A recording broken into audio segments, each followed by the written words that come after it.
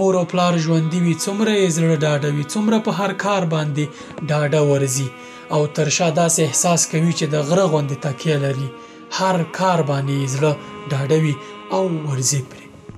خو هغه انسان به ولې تشویش کوي چې کله د الله تعالی په شان قوي، پیاوړی او مهربان ذات باندې تکیه وي؟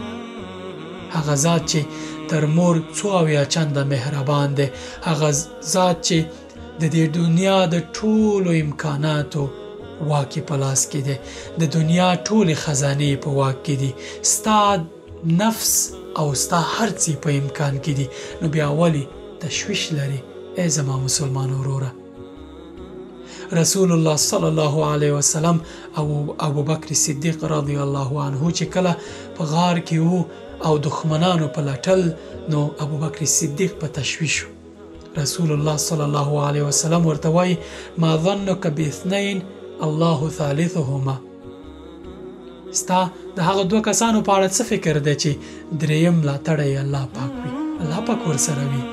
بیا ورته وایي چې لا تحزن ان الله معنا، مه خفه کېږه، الله پاک له موږ سره دی، الله پاک له موږ سره دی، مه خفه کېږه، په هر کار باندې ډاډه ورځه، یوازې پر الله تعالی توکل کوه، چې کله ته په هغه توکل وکړې ټول امکانات ستا په ګټه څرخوي. زړه ډاډه ساته او د الله تعالی په توکل باندې مخکې ځه. السلام علیکم.